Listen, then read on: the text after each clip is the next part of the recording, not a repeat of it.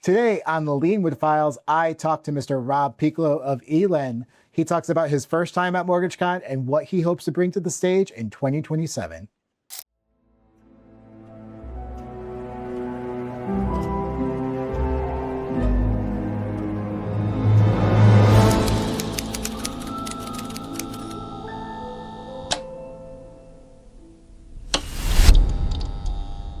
Welcome everybody to another episode of the Lienwood Files, a MortgageCon podcast. I am your host, Joe Motowidlak, and today I get to talk to a very cool CEO. His name is Rob Pieklo, CEO and president of ELend. Rob, welcome to the podcast.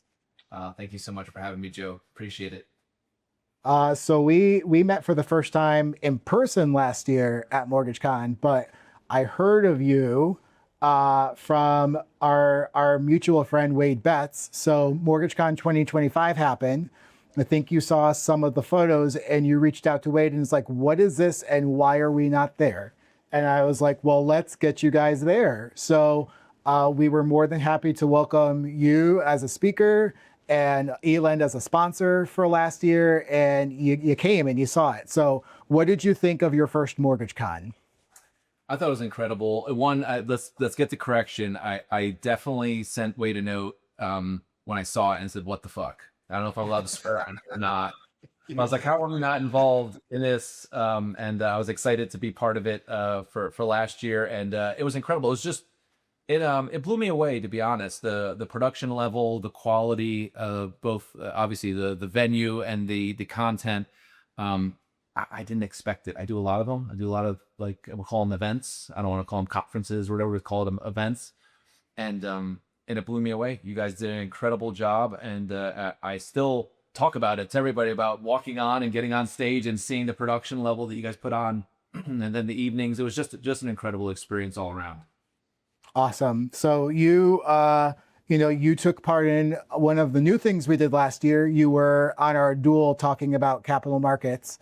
And begrudgingly, you didn't win, which is okay type thing. It's all just meant for fun in the first place. But I voted for you, Rob. I'm going to tell you that right now. So, and I'm not even supposed to vote at this point. But what was it like speaking there for the first time? And I know you only had 15 minutes last year, but this year you're getting a full shebang. So what was it like being up on that stage?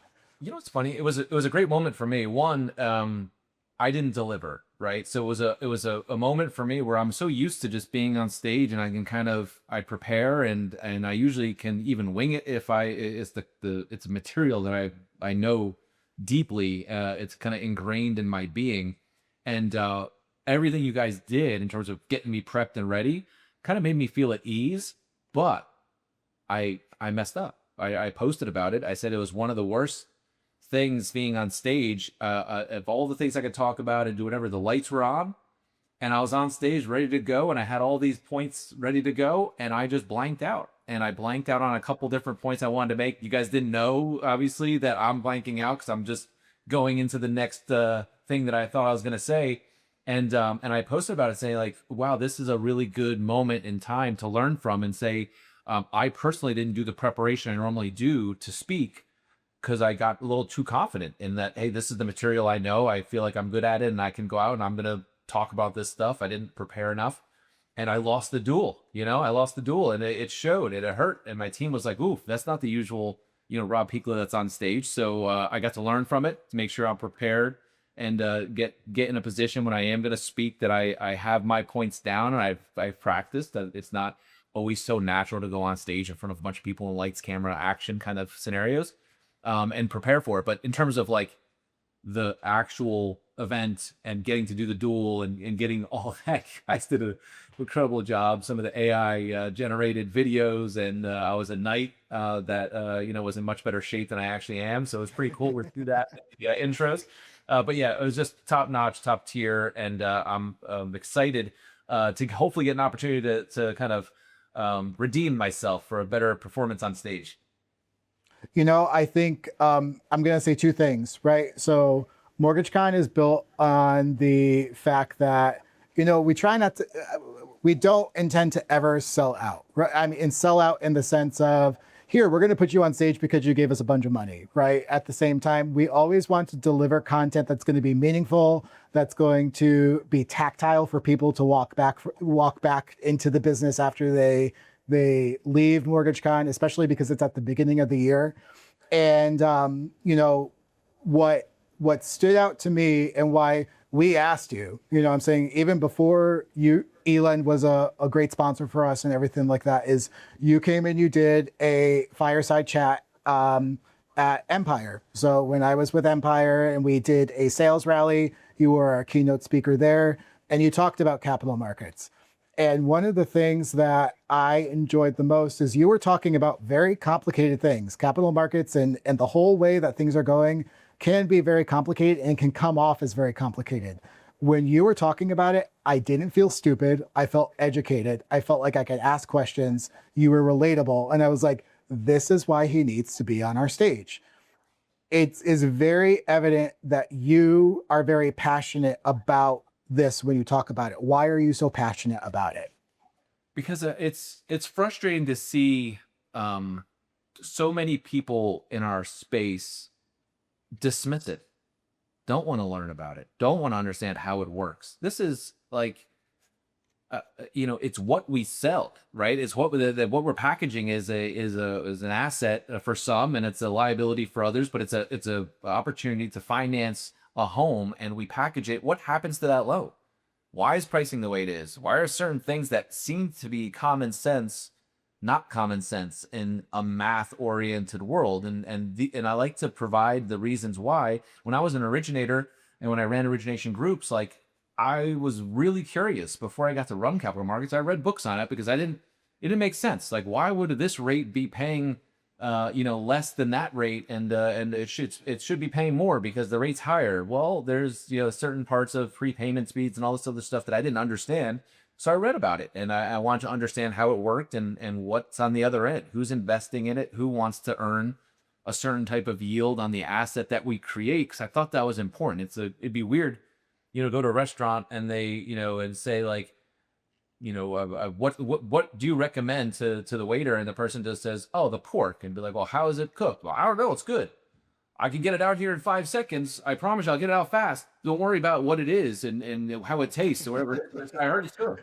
Like, so I couldn't imagine that. And so I wanted to learn about what I was selling, what the products actually were, what happened to them when they're done, and what, like, the whole ecosystem that is around it. Because even though the mortgage origination space is this small piece, it's the largest securitization product in the world. So, like, I wanted to learn what happens after the loan gets packaged up and is sold. So did that, and I like to convey it to Richard. I think it's important for them to know, and it's a huge leg up right now since 99% of the folks don't know, they're not at expert level or even mid-level understanding of it. But 95% of people don't have any idea. So, like, if you can just be a little leg up and be the expert, you have such a huge advantage. Even if you just sound like you know what you're talking about and understand it 10% more than the normal originator, you have a huge leg up. Yeah, I think that especially when they're talking to borrowers and the way that you convey the information too, I don't want to call it layman's terms. It's terms that are relatable to what is happening in the world, right?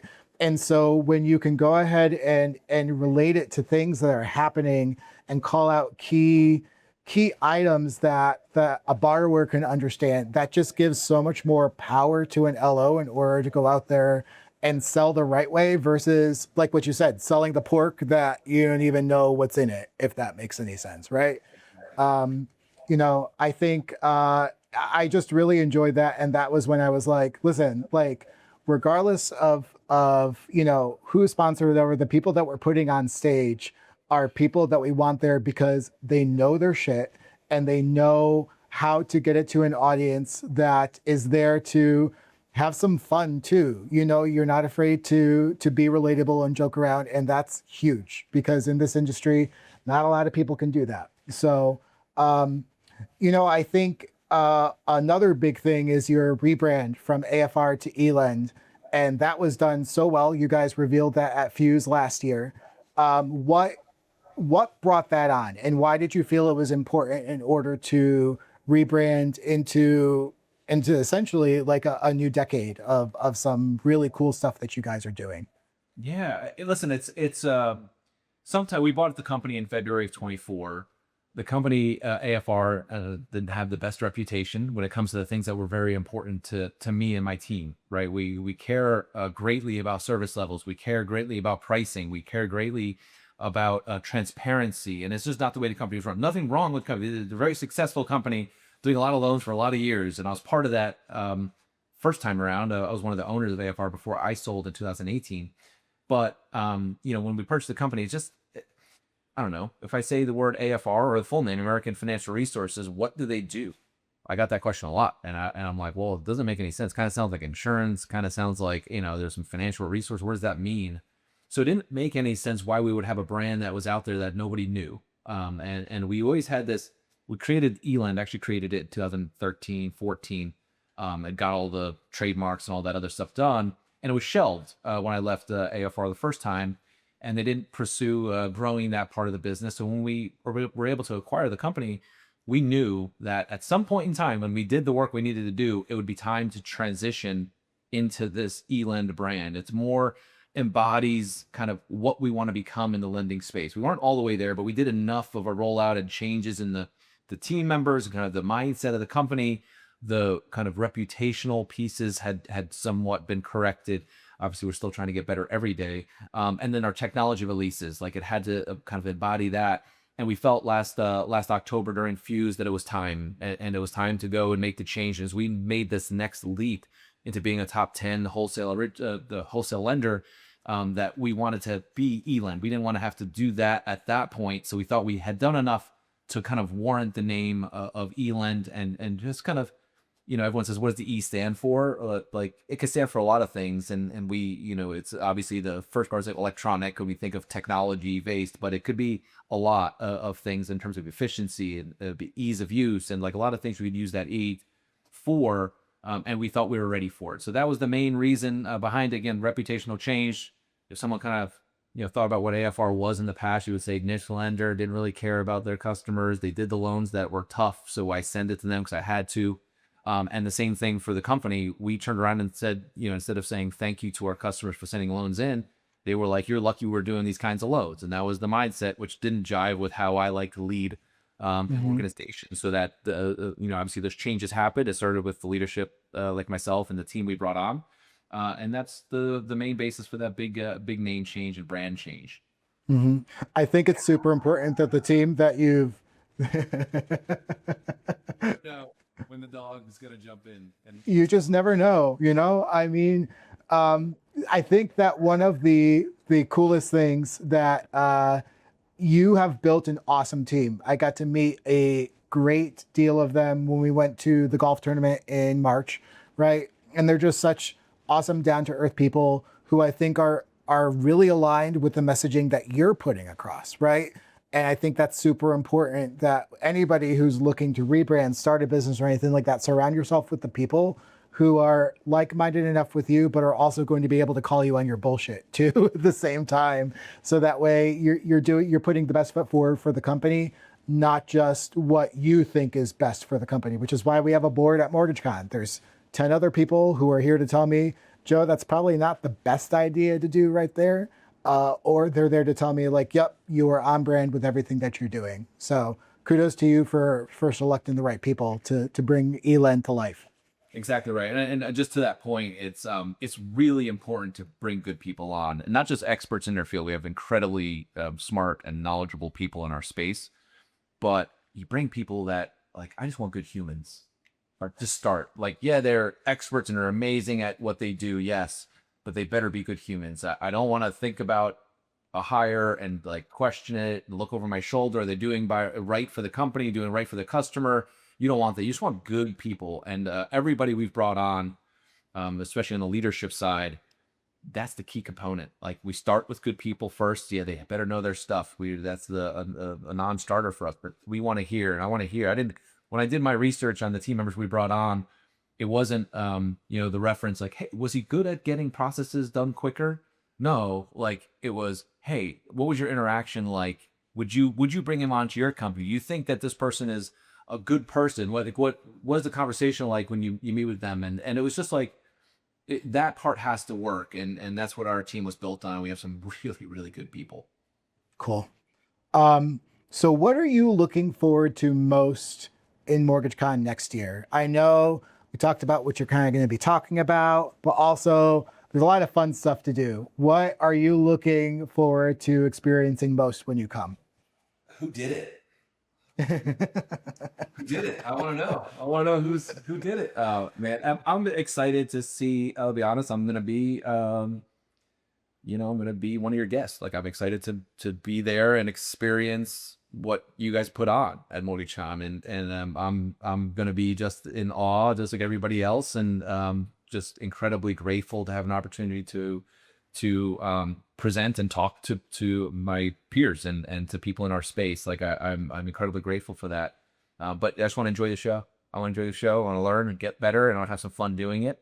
And the team is excited about it, and I'm excited about it. But overall, I'm looking most forward to the experience, because you guys Yeah. just did a good job about the experience. I've not seen anything like that in our space. I'll give a little preview. So name drop to Nathan Nottingham and then Roberto, obviously. So Roberto is going to be doing all our graphics again, which I think have just been top notch the past couple of years. But Nate, who runs MLO Force, is helping us craft this.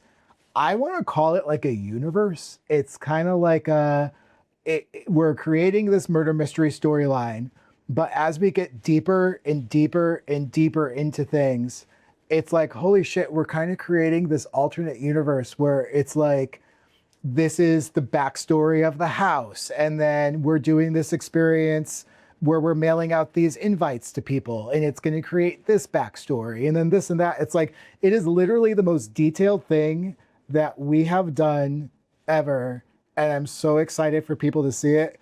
I hope people get it because it's very detailed, but I think it's going to work. I think it's going to work. And it is my inner theater kid and the kid that wanted to be the Walt Disney Imagineer when I was growing up is being completely unleashed right now. And I'm so excited for the people to see what we're coming up with. So Likewise, we're just as excited to be a participant and getting to go and to certainly appreciate it. I just from having to run events and do different things in my job and with our team, I tip my cap to you and the team of MortgageCon. I don't know how you guys do it, and if it goes above and beyond what you did last year, holy cow, it's going to be a fun ride. And Nathan's a great choice, awesome dude, and he puts on a great show as well. And love MLO Force. It's actually what we use for our CE internally as well. I know, it's like, shout out to MLO Force, because when he told me the price too, I was like, dude, for real? I was like, for real? Okay, cool. I'm like, you rock it the way that is. So he's going to be happy we're calling him out on the podcast, but it's a great product. Right, like, because when he mentioned he was going that route, I don't ask questions, right? He's a friend of ours and a friend of mine, and he's starting this thing up and was doing it, and it was like, hey, would you guys like to do it? And the answer was yes. And then I saw the invoice and I was like, holy cow, that's awesome. It's like you're helping a friend in their business. You don't look for a discount. You just want to help and support, and you want to do it. And it was incredibly inexpensive. So I'm very happy with that partnership. Yeah, I mean, he was definitely the type of person that we wanted to bring on because he got it. Like, look at the product he puts out there, completely aligns what we do in MortgageCon. So we're glad he's on the board. All right, last question, because I try to end it with a something fun. Clearly, this year is a lot darker than last year was in theme and everything like that. If you saw the press event, if you see our website, it's a little dark, but it's still fun. It's still going to be comical. So the past 3 podcasts, I'm trying to switch up the questions. I'm asking at the end, what's your favorite scary movie? Whew. Okay, well, okay. I will say it's a great question, and the one I'm gonna go old school. It's my favorite because it's the one I'm still scared of, right? Because that's how it's not my favorite to watch because I'm scared of it, but it's doing its purpose, and it still goes all the way back to The Exorcist, and that is one that is dark and terrible, and that those images are still ingrained in my childhood mind of being like, oh my god, that's the scariest thing ever. So I'll go with the old school Exorcist and show my age. Sometimes, no, I mean, like, I even think that some of the kids who are watching like these new ones now, like they should go back and watch The Exorcist. They should go back and watch the original Halloween, the Friday the 13th, like all those types of things, because that's what these new movies that are coming out were built upon. And yeah, some of them that are coming out now are really scary, but like when The Exorcist came out, like that was a shit. And it was a deeper scare, right? It was like in your soul that you're like it was just a tough one, especially yeah, with demonic stuff. So yeah, it was a scary one that stuck with me for quite some time as a kid. cool. So, listen, Rob, it is always a pleasure to talk to you. I thank you so much for coming on, and we can't wait to see you at MortgageCon in January. Well, I keep on saying January, February, but it's January, February, January 31st through February 3rd. Where can people find you on social media? Should they join your ELend Facebook group too at the same time, so that way they can kind of get engaged with ELend a little bit too? Yeah, I'm real easy to find on social, just at Rob Pieklo, and they have the spelling in here, but also our mortgage for originators or actually any mortgage pros. I don't care what channel you're in or whatever business or what department you're in. Elend Engage is our Facebook group, and it's been growing. We have 1,400 people participating in there right now. It just gives market insights, kind of understanding what's going on in the markets, what's going on with the GSEs, regulatory stuff, things that affect pricing and change, not like just macro stuff like a lot of people do in terms of trending, but really how does it affect what you're selling on a day-to-day basis when it comes to mortgage loans, and how are the GSEs and the things that they're doing to impact the biggest securitization market in the world? How does that affect pricing and rates for our consumers? So it's a fun page. We have probably too much fun in there, but we're throwing some knowledge out when we can. But thank you for the opportunity to plug it. I do enjoy it. I'm on social a lot, probably too much, but certainly try to provide at least a little insight for folks in the space as to the why behind things that are happening in our industry. I know, and the group is super active. It's very active. It's fun to see. Something about head covers at some point came up. I don't know what that was about, but I was living for it. So, lots of great information, but some fun too, which is what MortgageCon tries to do as well. So, guys, if you want to see Rob on stage at MortgageCon, head on over to mortgagecon2027.com. Get your tickets. They're on sale now. As I say every single time, this event sells out every year, guys. So if you don't get a ticket when it comes to like December or January time, don't say I didn't warn you. Rob, thanks again, and we'll see you soon.